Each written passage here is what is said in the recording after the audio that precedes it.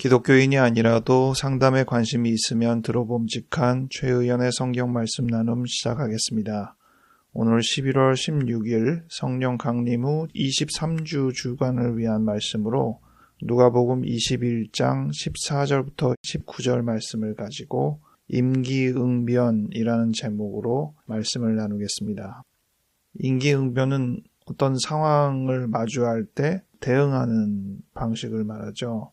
어떤 사람은 임기응변이 탁월한 반면 어떤 사람은 임기응변이 서툴러서 낭패를 보기도 합니다.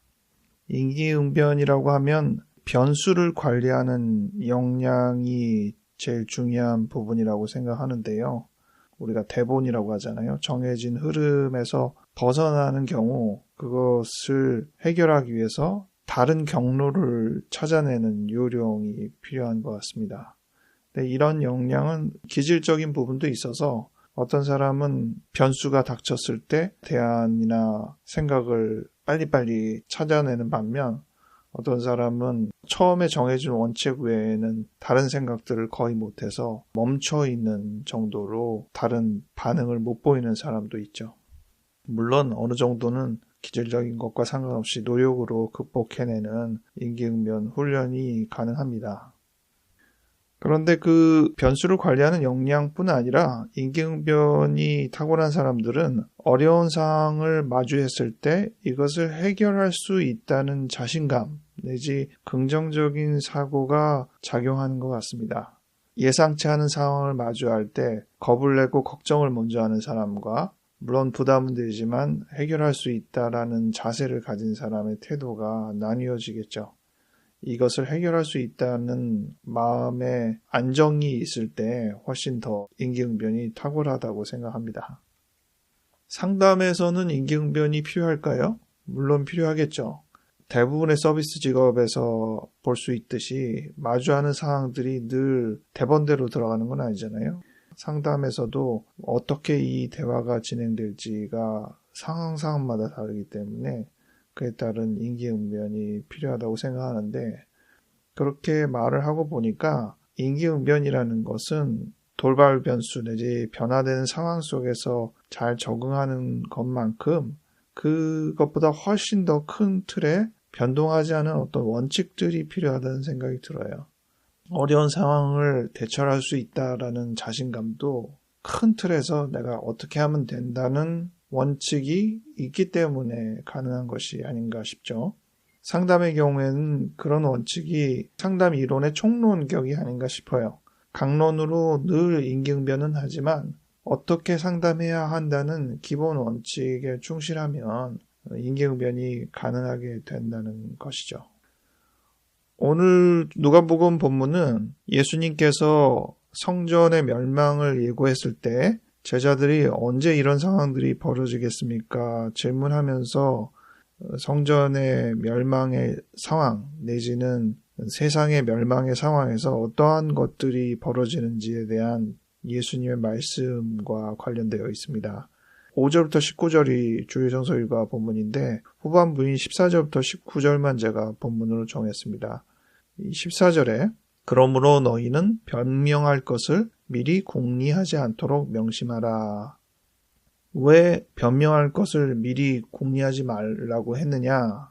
16절 뒤에 있는 구절도 그렇고 그 앞에 오늘 본문으로 제가 정하지는 않았지만 12절도 그렇고 변명할 것을 미리 궁리할 수 없을 정도로 상황이 예상치 않게 돌아간다는 이유 때문에 그렇습니다.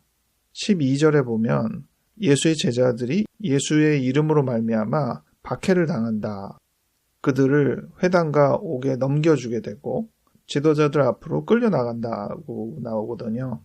16절에 보면 그렇게 넘겨주는 사람들이 부모, 형제, 친척, 벗 이렇게 언급이 되어 있어요. 다시 얘기하면 우리가 믿을 만한 구석이라고 생각한 부분에서 돌발 변수가 생기는 겁니다. 이거는 흔들림이 없을 것이다 라고 생각하는 것이 무너지고 거기서 예상치 않은 상황이 벌어지는 거죠. 우리가 보통 어떤 것들을 계획하면서 그 계획이 꼭 그대로 될 거라고만 생각하진 않잖아요. 그래서 어느 정도는 그 계획이 변경이 될 것이다, 틀어질 것이다, 변수들을 고려한단 말이에요. 그 예상의 수준을 벗어나면 당혹스럽죠. 그런 부분들이 본문에 의하자면 이 16절과 같이 믿을 만한 구석에 해당되는 변동이 없을 거라고 예상했던 부모, 형제, 친척, 친구 이런 틀에서도 변수가 생길 수 있다는 점을 이야기하는 것이라고 보여지고요. 그들이 너희를 넘겨주는 정도로 끝나는 게 아니라 너희 중에 몇을 죽이게 하겠다는 아주 극단적인 표현까지 나옵니다. 이렇듯 상황을 예상할 수 없기 때문에 변명할 것을 미리 궁리해봤자 큰 도움이 안 된다는 말도 되지만 변명할 것을 미리 준비하지 않아도 되는 이유 중에 위안이 되는 한 이유는 15절에 나와 있는 대로 하나님께서 우리에게 대응할 말주변과 지혜를 주시기 때문이라는 겁니다. 내가 고민하지 않아도 닥친 상황에 대하여 어떻게 응대할지에 대한 지혜를 하나님이 우리에게 주신다는 것이죠. 이 말은 꽤 위안이 되지만 그렇게 안 될 수도 있잖아요. 막상 상황에서 말도 잘 안 나오고 머리도 잘 안 돌아갈 수 있잖아요. 그러면 하나님께서 약속한 이것들이 이루어지지 않은 것이냐? 이 말은 있는 그대로 하나님께서 꼭 아주 멋진 언변을 허락하시고 상황을 항상 피할 수 있는 지혜를 주신다라는 의미로만 국한되어 생각할 게 아니라 우리가 가장 큰 틀의 원칙으로 하나님을 의지해야 한다는 부분이라 하겠죠. 심지어 말이 잘 안 나오고 머리도 회전도 잘 안 된다고 해도 하나님께서 이 어려운 난관을 해결해 주실 것이라는 안도하는 마음이 필요할 것입니다. 앞서서 어려운 상황을 해결할 수 있는 자신감이나 긍정적인 사고가 필요하다고 말씀드렸고 큰 틀의 원칙이 필요하다고 했는데 비슷한 내용이 오늘 본문에 의하자면 하나님이 나를 도와주시겠다는 신뢰, 그 부분이 가장 큰 틀의 원칙이기도 하고 또 우리가 이 상황을 헤쳐나갈 수 있다는 자신감과 긍정적인 생각이기도 할 것입니다. 사실 생각해보면 예상치 않는 변수라는 게 꼭 부정적인 것으로 작용하진 않죠. 예상치 않은 어려움도 오지만 또 예상치 않게 도움도 옵니다. 요즘 제가 여행 프로그램 TV에서나 유튜브에서 하는 거 자주 보는 편인데 아주 예상치 않은 난관들을 경험하기도 하지만 사람들의 예상치 않은 도움, 친절들을 경험하는 내용도 보죠.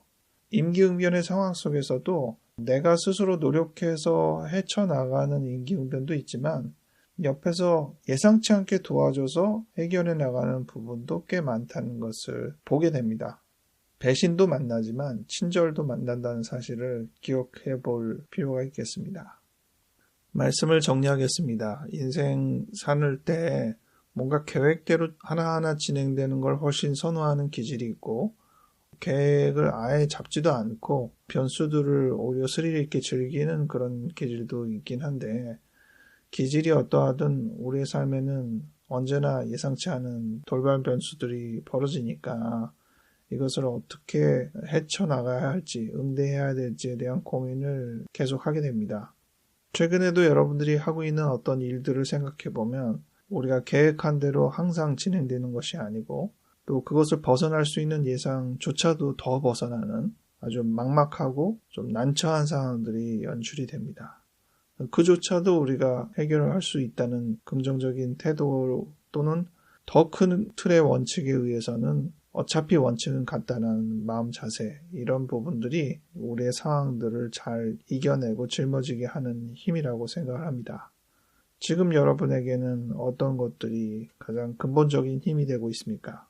극단적인 돌발 변수를 만난다고 해도 가장 큰 틀의 뒷배가 되시는 하나님을 의지하면 우리가 능히 문제를 감당하고 이겨낼 수 있으리라 생각합니다.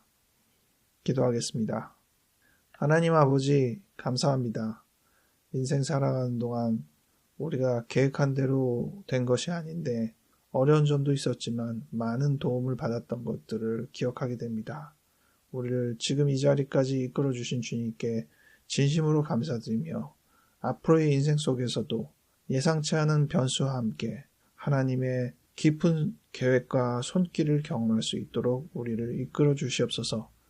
이 경험을 통하여 더더욱 하나님을 신뢰하고 하나님을 의지하는 것이 변명할 것을 미리 궁리하는 것보다 훨씬 더 안정적이고 좋은 일임을 인정하고 믿게 도와주시옵소서.